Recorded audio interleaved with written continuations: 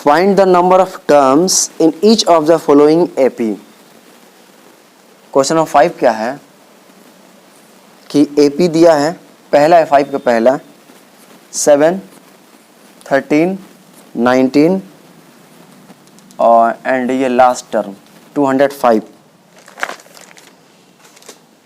कोई एक एपी है और उस एपी का पहला term 7, second 13, third 19 and last term कितना दिया 205 दिया है।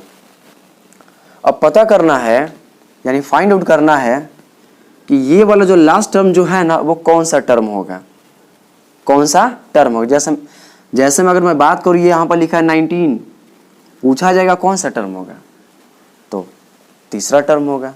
13 कौन सा टर्म होगा, दूसरा टर्म होगा। तो उसी प्रकार 205 ये कौन सा टर्म होगा, यही फाइंड आउट करना है। हम मान ले रहे एनवा टर्म होगा, हम क्या मान ले रहे हैं एनवा टर्म होगा। Let an is equal to 205। एनवा टर्म को क्या लिखते हैं, एनवा टर्म को लिखते हैं an, यानी इसको लास्ट टर्म। an को क्या कहते हैं लास्ट टर्म। कितना मान लिया 205 मान लिया, दैट मीन्स 205 माने। an का फॉर्मूला क्या होता है a plus n minus 1 into d, ये 205 होता है 205। a की वैल्यू कितना है 7, प्लस है तो प्लस n माइनस 1, डी का वैल्यू कितना हो जाएगा 6 हो जाएगा। 205 प्लस में तो इधर आएगा तो किसमें हो जाएगा माइनस में। n माइनस 1 इंटू 6 घट जाएगा तो कितना हो जाएगा, 15 में से 7 घटेगा तो 8, ये कितना हो जाएगा, ये आपका हो जाएगा 9, ये कितना हो जाएगा 198 मल्टीप्लाई में इधर जाएगा तो किसमें करेगा डिवाइड में। n minus 1 is equal to 6 3 जा 18 एंड 6 3 जा 18, n माइनस में तो इधर जाएगा तो किसमें हो जाएगा प्लस में।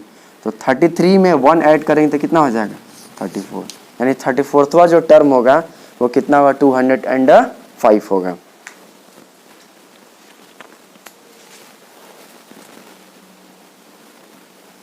तो चलिए अब हम सॉल्व करें क्वेश्चन नंबर 6 को। Check whether -150 is the term of the AP 11, 8, 5 and 2 dot dot dot. ठीक है, तो पहले मैं यहाँ पर क्वेश्चन को लिख रहा हूँ।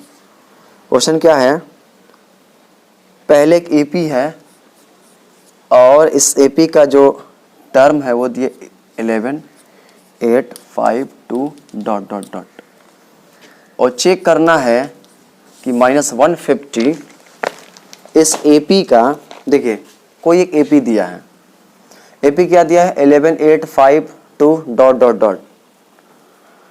तो चेक करना है कि -150 इस एपी का एक टर्म होगा या फिर नहीं होगा, यही हमें चेक करना है। तो चेक किया जाए। हम मान ले रहे हैं हाँ ये एपी का एक टर्म होगा, हम ऐसा मान ले रहे हैं। चलिए मैं इसको छोड़ दे रहा हूँ, ऐसा ही मैं एक काम कर रहा हूँ। सबसे पहली बात ए कितना दिया है 11 दिया है, हमें डी निकालना है। क्या निकालना है डी। तो डी निकालने के लिए क्या करते हैं, next term minus previous term. तो 8 में से 11 को सब्ट्रैक्ट करने तो कितना हो जाएगा -3 हो जाएगा, इतना ही ना होगा, कितना होगा -3। अब इसको हम एन मान ले रहे हैं, हम मान ले रहे हैं कि ये जो है ना ये एनवा टर्म है। कौन सा टर्म है, एनवा टर्म है। इसको क्या माने हैं, एनवा टर्म माने। ठीक है, अब देखिए एन का formula a plus n minus 1 into d, ये माइनस है तो माइनस, 150 है तो 150। ए का वैल्यू कितना है 11 है, 11 रख दें, प्लस n माइनस 1, डी का वैल्यू कितना है -3 है, -3, 150 है तो 150, प्लस में है तो इधर जाएगा तो किस में हो जाएगा माइनस में हो जाएगा। तो देखिए 10 में से 1 घटेगा तो 9, 4 में से 1 घटेगा तो 3, 1 है तो 1, ये -3 इधर मल्टीप्लाई कर रहे हैं तो इधर जाएगा तो क्या करेगा डिवाइड। n minus 1 139 by -3। ठीक है, चेक किया जाए कि 3 के टेबल में आ रहा है कि नहीं आ रहा है। तो 3 4 जा 12 और 3 6 जा 18। तो अगर हम इसको इधर सॉल्व कर रहे हैं n minus 1 is equal to, ये माइनस है तो यहाँ पर क्या लिख दिया माइनस लिख दिया। सॉल्व किया जाए 3 4 जा 12, 19 हो जा रहा है। 3 6 जा 18, 3 3 जा 9, n -46.3 माइनस में इधर है तो प्लस में n इज इक्वल टू कितना हो जाएगा -45.6 ये।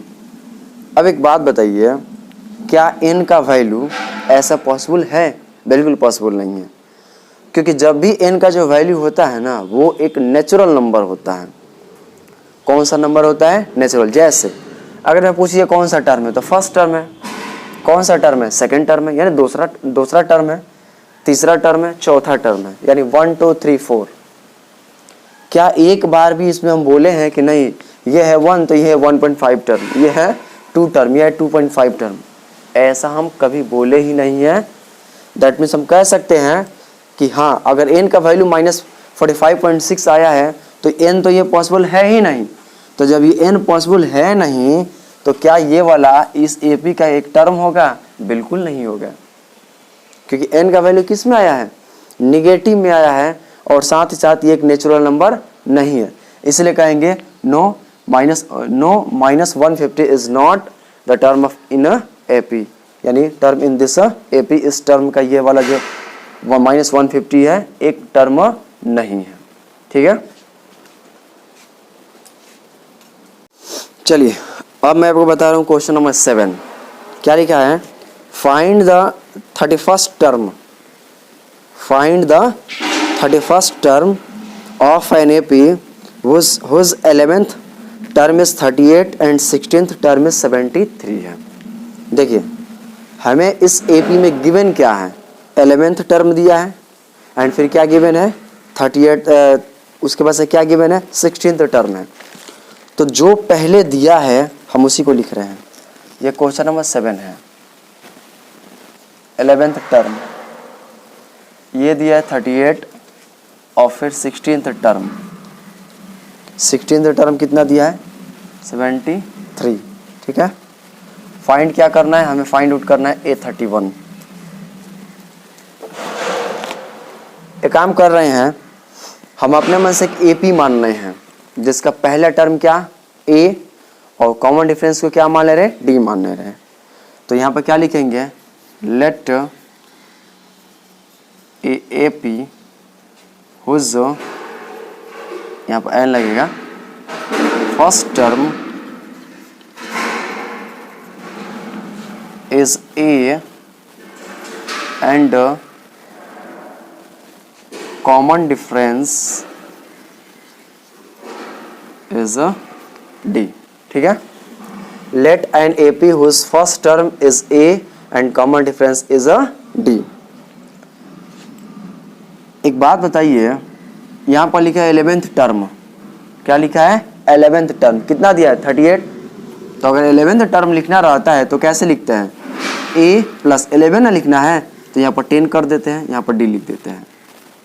कितना है? 38 है। यहाँ पर दिया 16th टर्म, तो 16th टर्म को लिखना है तो कैसे लिखेंगे? A + 15D। 73 है तो 73, ऐसे ही नहीं लिखेंगे।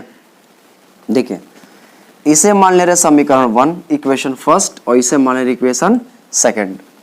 अब हम क्या कर रहे हैं ना कि इक्वेशन सेकंड में से इक्वेशन फर्स्ट को सब्ट्रैक्ट कर दे।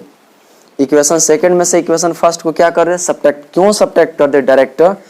क्योंकि देखिए यहाँ पर A का कोफिशिएंट कितना है? 1 है, यहाँ पर भी A का कोफिशिएंट कितना है? 1 है, यानी ये भी A है, ये भी A है, सेम है। तो अगर सब्ट्रैक्ट करेंगे तो A से A क्या हो जाएगा? कैंसिल आउट हो जाएगा, यानी A में से A घटाएंगे तो खत्म हो जाएगा। और 15D में से 10D, दैट मीन्स 15D में से 10D को सब्ट्रैक्ट करेंगे तो 5D हो जाएगा। इसीलिए डायरेक्ट 2 में से 1 को क्या कर दे रहे हैं? सब्ट्रैक्ट कर दे रहे हैं हम। तो देखिए हम यहाँ पर डायरेक्ट ऐसे लिख दे रहे हैं 2 - 1। क्या लिख रहे हैं? 2 - 1। A में से A को सब्ट्रैक्ट करें तो खत्म हो जाएगा। 15D में से 10D सब्ट्रैक्ट करें तो कितना हो जाएगा? 5D इज इक्वल टू 73 में से 38 को सब्ट्रैक्ट करना है तो 13 में से 8 सब्ट्रैक्ट करो तो 5, 6 में से 3 तो फिर कितना हो जाएगा? 3, 5 7 इतना।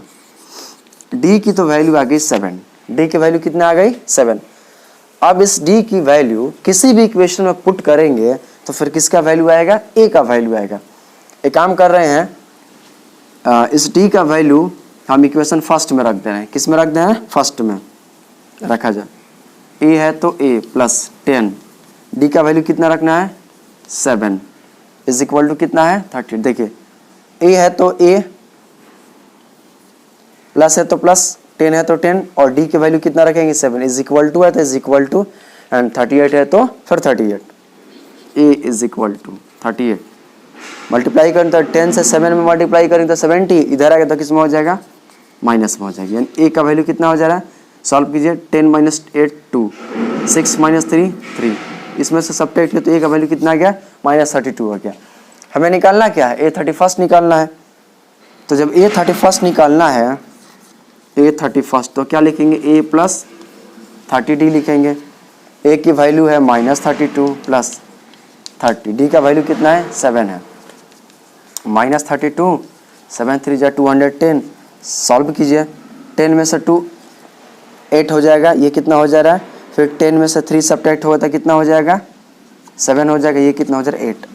यानी ए 31 जो है उसकी वैल्यू कितना आएगी, तो उसकी वैल्यू आएगी 178, कितनी आएगी 178 आएगी।